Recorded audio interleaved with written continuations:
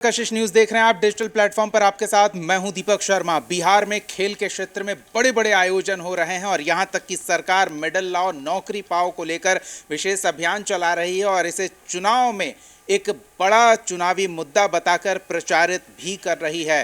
तो दूसरी ओर world cup sepak टाकरा का एक आयोजन, बड़ा आयोजन, अभी अभी मुख्यमंत्री नीतीश कुमार ने उस आयोजन का आरंभ किया है, उद्घाटन किया है। लेकिन दूसरी ओर पटना के गर्दनीबाग धरना स्थल पर बिहार के फिजिकल टीचर, वो शिक्षक जो बिहार के खेल के खेत में नई पौध तैयार करने का दायित्व रखते हैं, उनका भविष्य अधर में लटका हुआ है। अपने भविष्य के लिए बिहार के सरकारी विद्यालय में पढ़ने वाले बच्चों के खेल के क्षेत्र में भविष्य के लिए वो संघर्ष कर रहे हैं। हमारे साथ कुछ ऐसे ही शिक्षक हैं जो बिहार भर से आए हैं, गर्दनीबाग धरना स्थल पर प्रदर्शन कर रहे हैं। उनमें से कुछ शिक्षक हमारे दफ्तर में भी पहुंचे हैं। हमारे साथ अभय मिश्रा जी हैं, निर्भय जी हैं, अरुण जी हैं और राहुल जी हैं। आप सबका बहुत बहुत स्वागत है। समस्याएं कई है, हम अपने दर्शकों को बता दें कि हम पहले भी इनसे बात कर चुके हैं, इनकी बात सरकार तक पहुंचाने का प्रयास कर चुके हैं। अब क्या समस्या आ रही है, समस्या इनसे जानते हैं। विधानसभा का सत्र चल रहा है निर्भय जी, अभी अभी टीचर्स की बात उठी है। एक और चौथे चरण की नियुक्ति प्रक्रिया पर सरकार काम कर रही है और कहना है कि 1-2 महीने में उस प्रक्रिया को हम पूरा कर लेंगे। मतलब चुनावी साल है, नियुक्तियों की बौछार आने वाली है। जो नियोजित शिक्षक हैं उन्हें समान दर्जा मिल रहा है और उन्हें सरकारी कर्मी का दर्जा देकर वेतनमान अब मिलने जा रहा है। लेकिन आप भी उसी विद्यालय में पढ़ा रहे हैं, आपकी क्या स्थिति है, क्यों प्रदर्शन को आप मजबूर हैं? जी, आप उसी विद्यालय में आप देखेंगे कि जितने भी शिक्षक हैं उनका वैल्यू बच्चों के नज़र में और शिक्षक के नज़र में अलग है। और हमारा जो वैल्यू है वो बच्चे अब बोलने लगे हैं कि ये तो अठहजरिया है। हमारा प्रोनाउंसिएशन ऐसे किया जाता है कि ये तो अठहजरिया मास्टर है। जैसे कि आप देखें कि बिहार में स्पोर्ट्स यूनिवर्सिटी बना है, एकेडमी बना है, खेल को इतना बढ़ावा दिया जा रहा है, लाखों लाख टीचर की वैकेंसी हो रही है, लेकिन हमारे साथ आखिर ये सौतेला व्यवहार क्यों किया जा रहा है? आखिर हमारा कसूर क्या है?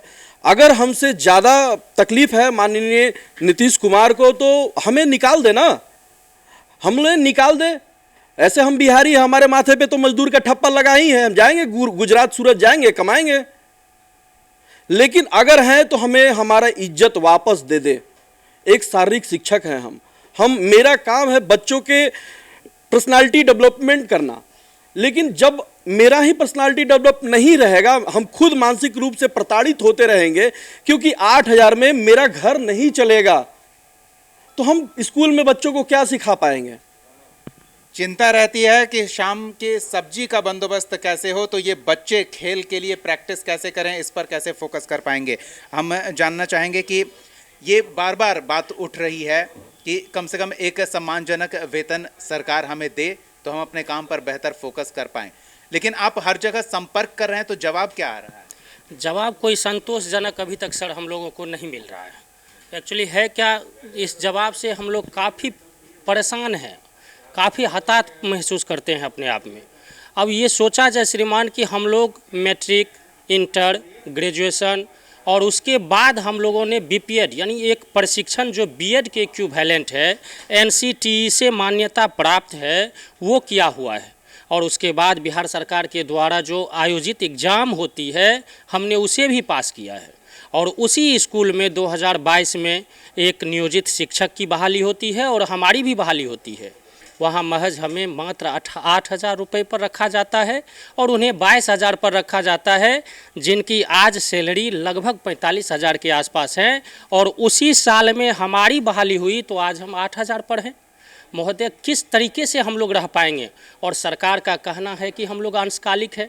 अगर हम लोग अंशकालिक हैं तो हम अपने घर से 100 किलोमीटर दूरी पर स्कूल जाते हैं। अब वहाँ जाने के लिए हमें सुबह 6:30 बजे 7 बजे तैयार होना पड़ता है। फिर हम अपने नियत समय से चेतना सत्र में वहाँ पहुँचते हैं और वहाँ से फिर हम 11 बजे अगर अपने घर को लौटते हैं तो स्वाभाविक बात है कि हम लोग 1 या 2 बजे तक अपने घर पहुँचेंगे। इस दौरान कोई हमें काम कहाँ से देगा? हम कौन सा काम कर पाएंगे? हम तो किसी लायक के नहीं रह पा रहे हैं महोदय। अब उस तरीके का समय नहीं है कि हम लोग फिर से कुछ ऐसा कर सके। अगर सरकार को हमारी व्यवस्थाएं, हमारा तरीका ढंग या हमारे खेल के प्रति हमारी योग्यता में कमी लग रही है तो फिर हमें बाइकआउट, निर्भय सर ने कहा, मैं इनकी बातों को समर्थन करता हूं कि हमें सरकार बर्खास्त कर दे। कम से कम ऐसा महसूस तो होगा कि सरकार हमें बर्खास्त कर दी, हम लोग स्वतंत्र जीवन यापन करेंगे। महोदय, हम लोग का राशन कार्ड तक नहीं बनता है, हम लोगों को ना ही कोई आवास योजना मिल पाती है, इसलिए कि हम सरकारी गवर्नमेंट हैं, हम सरकारी एम्प्लॉय हैं और हमारा सैलरी क्या साल में बढ़े 96,000 महज हमारा सैलरी है और हमें राशन कार्ड तक नहीं मिल पाता है। हमें कहा जाता है सरकारी एम्प्लॉय हैं हम, किस तरीके से हमारा घर परिवार चलेगा महोदय। हमारे भी छोटे छोटे बच्चे हैं, माँ है, पिताजी हैं, पिताजी अस्वस्थ रहते हैं। उनको इस बात से काफ़ी खुशी मिली थी कि हम लोगों ने नौकरी पाया, और जब वो जाने कि आज हमारा सैलरी महज 8,000 है, उनसे इतना प्रेरित होने के बाद वो लोग बीमार रहते हैं। सही समय से, सही तरीके से हम उनका इलाज नहीं करवा पा रहे हैं, बच्चों को सही समय पर होली का उपहार नहीं दे पा रहे हैं। आप स्वतः समझ सकते हैं कि हमारे अंदर की परेशानी क्या होगी। बिल्कुल, ये जायज़ पीड़ा समझी जा सकती है। सरकारी व्यवस्था में रहते हुए भी दोयम दर्जे का व्यवहार सरकार द्वारा किया जा रहा है, इस तरह के गंभीर आरोप। क्या लगता है कि इस समस्या का कोई समाधान है? क्या करे सरकार कि आपकी समस्या खत्म हो, और क्या सरकार के लिए वो कोई ऐसा काम है जिसे पहाड़ हिलाना हो? नहीं सर, हम सबसे पहले जैसा कि आपने स्टार्ट किया बोलना कि वो नर्सरी की बात जो आपने कही, वो बात एकदम 110% सर सही है। क्योंकि आप अगर किसी भी क्षेत्र में अगर आप ग्रो करना चाहते हैं तो आप जीरो लेवल से आप उस चीज़ के पीछे फोकस करते हैं। और जैसे स्पोर्ट्स की बात आपने कही कि एक से एक, अभी सिर्फ ये एक टूर्नामेंट नहीं, ऐसे और कई आयोजन बिहार सरकार करने वाली है, बड़े बड़े आयोजन खेल को लेकर के। हर पंचायत, हर प्रखंड में क्लब को खोलना है और बहुत जगह खुल भी रहा है, स्टेडियम भी बन रहा है, ग्राउंडें बन रही हैं। लेकिन मैं सरकार से आपके माध्यम से ये जानना चाहता हूँ कि क्या उस गरीब कस्बे के जो बच्चे हैं, जो उस विद्यालय से उस नौनिहाल को हम सींचेंगे, संवारेंगे, ताकि उन सबसे पहले तो आपका इंटरेस्ट जगना चाहिए। आप ज़बरदस्ती किसी कार्य में आपको डाल दिया जाएगा तो आप ज़्यादा मन लगा करके कर नहीं पाएंगे। तो हम फिजिकल एजुकेशन टीचर क्या हैं कि उन छोटे बच्चों को हम जीरो लेवल से 1 क्लास 2 क्लास से उनको इंटरेस्ट पहले गेम के प्रति लाते हैं। उसके बाद उनके शरीर को देखते हुए उनके लायक हम गेम चुनते हैं कि इनका कैसा शरीर का फ्लेक्सिबिलिटी है, हाइट है या वेट है, किस गेम में ये सूट करेंगे। वहाँ से हम उनको धीरे धीरे उस गेम के तरफ पुश करते हैं। तब वो आगे जा कर के जो है अपने मेहनत और हमारे प्रशिक्षण के साथ साथ वो धीरे धीरे खेल के लिए जो है आगे बढ़ेंगे। तो अपने राज्य और देश के लिए हम ये सोच सकते हैं कि हम बिहार से एक बेहतर प्लेयर बना सकते हैं। लेकिन आप उसी जगह विद्यालय में आप हमें क्या कहते हैं कि आप जो है कार्य, हालांकि पूर्णकालिक है, मैं बार बार हमारे सभी साथी कहते हैं कार्य हमसे हमेशा पूर्णकालिक लिया जाता है, लेकिन कहा जाता है कि कागजी तौर पर आप अंशकालिक हैं। तो बच्चे भी सर अब ये सवाल करते हैं विद्यालय में कि सर वो समय आप जो वो समय हमसे वो ढूंढते हैं वो उन्हें दे नहीं पा रहे हैं। तो बार बार वो नाराज़गी जाहिर करते हैं कि सर आप क्यों नहीं वो समय दे पाते हैं, आप भी सर वो समय दीजिए। वो भी खेल की घंटी हमें और चाहिए और उनको मन लग रहा है, वो आगे आना चाहते हैं, लेकिन हम लोग विवश हैं। और ये 8,000 का जो एक कलंक लगा दिया गया है, इसको लेकर के तो अब माननीय मुख्यमंत्री जी से क्या कहा जाए कि हर जगह उनका स्लोगन है नीतीश कुमार सबके हैं। तो आखिर ऐसा शारीरिक शिक्षकों ने कौन सा पाप कर दिया?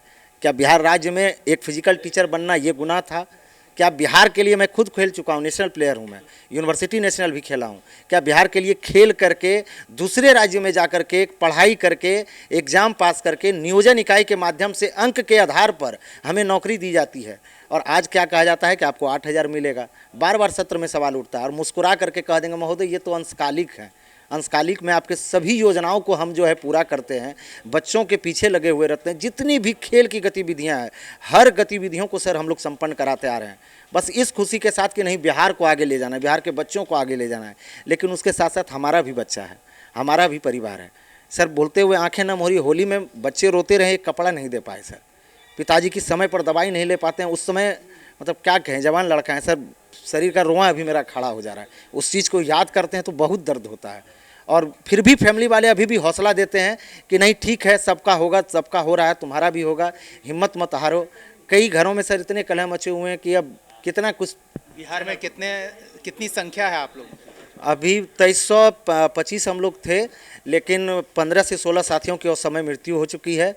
मानसिक दबाव में, कुछ लोग एक्सीडेंट में, और उसके बाद अभी कुछ लोगों ने छोड़ भी दिया। 2250 अभी हम लोग मात्र 2250 हैं। सरकार अगर करना चाहे, जैसा आपने सवाल किया था, कोई बड़ा चीज़ नहीं। आप खेल के जब लाखों अरबों रुपए खर्च कर रहे हैं तो इन 2200 परिवारों के चेहरों पर खुशियां जैसे आएगी, यानी कि लाखों बिहार के हमारे वो बच्चे मजबूत होंगे, जो आयोजन बिहार सरकार कर रही है उसमें ज़्यादा से ज़्यादा हमारे बच्चे नेशनल में खेलते हुए दिखेंगे। चलिए, अगर आपको लग रहा है कि ये अपने परिवार की बात कर रहे हैं और व्यक्तिगत मामला है, तो आप ये समझिए कि ये व्यक्तिगत मामला बिल्कुल नहीं है, ये पूरी सरकारी व्यवस्था से जुड़ा मामला है, क्योंकि सरकार हर प्रखंड स्तर पर स्पोर्ट्स कॉम्प्लेक्स तैयार कर रही है और उन स्पोर्ट्स कॉम्प्लेक्स में बच्चे खेलने तो आएंगे, लेकिन उन बच्चों को क्या खेलना है, कैसे खेलना है और वो बेहतर कैसे खेल पाएं, वो तैयार करने वाली टीम आज गर्दनीबाग धरना स्थल पर प्रदर्शन कर रही है।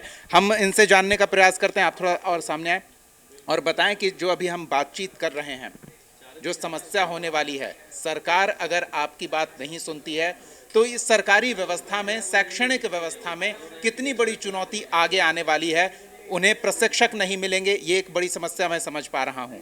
निश्चित तौर पे मैं बताना चाहता हूँ, अभी पूरे बिहार में विश्व का सबसे बड़ी खेल मसाल का बिहार राज्य खेल प्राधिकरण और शिक्षा विभाग ने इनको आयोजित करने जा रही है और जिनका रजिस्ट्रेशन भी है, उसमें सबसे ज़्यादा अगर किसी की भी सहभागिता है वो शारीरिक शिक्षा स्वास्थ्य अनुदेशक की है।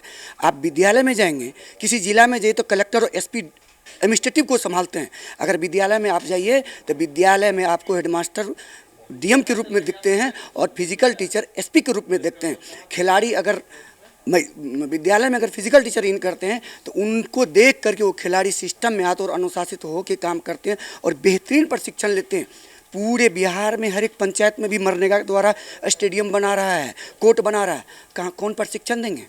हम लोग बीपीएड एमपीएड कर करके 8000 सैलरी दे रहे। 3 तरह के बिहार में शिक्षक है फिजिकल टीचर।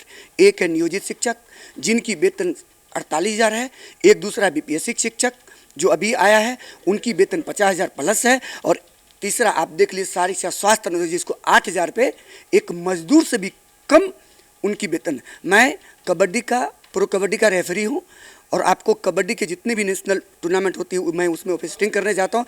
बिहार सरकार में जितने भी आयोजित होता है प्रतियोगिता उसमें ऑफिसरिंग करने जाता हूँ, लेकिन हम लोग को मिलता है 8,000। आखिर कैसे नए खिलाड़ी को हम तैयार कर पाएंगे? 2 घंटा में कैसे? विद्यालय में एक आदेशपाल और रात्रि पढ़ी कहता है, अरे साहब आपकी वेतन तो हमसे कम है, आप क्या यहाँ कर रहे हैं, जाइए यहाँ से। तो वहाँ बहुत बेइज्जती और शर्म महसूस होता है। मैं माननीय नीतीश कुमार माननीय मुख्यमंत्री महोदय से करना चाहता हूँ, आप कहते दिल से खेलो, मिल के जीतो, मेडल लाओ, नौकरी पाओ। कैसे मेडल लाएंगे, कैसे नौकरी पाएगा बिहार का युवा? इससे बेहतर है दूसरे राज्य में जाके नौकरी करना, दूसरे राज्य में रहना और किसी के अंदर काम करना। आप प्राइवेट सेक्टर में जाइए, सीबीएसई के जो भी विद्यालय हैं 40,000 से कम सैलरी नहीं देती फिजिकल टीचर को। हम लोगों ने उनको छोड़ करके सरकारी को चुना, क्योंकि यहाँ गरीब के बच्चे पढ़ते हैं और उनको एक नई शिक्षा, नई ऊर्जा देना है, लेकिन यहाँ हमें मिलता है 8,000। कब तक क्या होगा? हम लोग का कैसे डेवलपमेंट होगा? नहीं, तो जिस तरह से एक प्रक्रिया के तहत नियोजित शिक्षकों को सरकारी कर्मी का दर्जा दिया गया है, उन्हें अब वेतनमान मिलेगा, क्या उस तरह की कोई प्रक्रिया को लेकर जब कभी बातचीत हुई होगी संगठन के तौर पर और सरकार के प्रतिनिधि के तौर पर, तो ये मुद्दा नहीं उठा? कई बार माननीय शिक्षा मंत्री महोदय से मिला गया, अरे आप लोग का देखते हैं। अभी सदन में परसों सवाल आया था, उन्होंने कहा कोई विचार नहीं रखती शारीरिक स्वास्थ्य अनुदेशक के प्रति। हम लोग कहना चाह रहे हैं, जिस तरह आप पूर्व से नियोजित शिक्षकों का सक्षमता लिए, मैं सक्षमता देने के लिए तैयार हूं। आप मेरी परीक्षा लीजिए और मुझे राजकर्मी की दर्जा दीजिए। जो पूर्व के शिक्षकों की वेतन है वो वेतन हमें भी दीजिए, यही हम लोग का कहना है। चलिए, छोटी सी मांग है लेकिन इनके कंधे पर बड़ी जिम्मेदारी है। कम से कम जितनी जिम्मेदारी सरकार ने दी है उस आधार पर इन्हें मेहनताना तो मिले, कम से कम वो सम्मान तो मिले, और कम से कम सरकार ये सोचे कि भविष्य में जो वो खिलाड़ियों की नई पौध तैयार करने की कवायद कर रही है, वो पौध तैयार करने वाले ही अगर निराश रहेंगे, हताश रहेंगे, तो कैसे उस पौध को तैयार कर पाएंगे?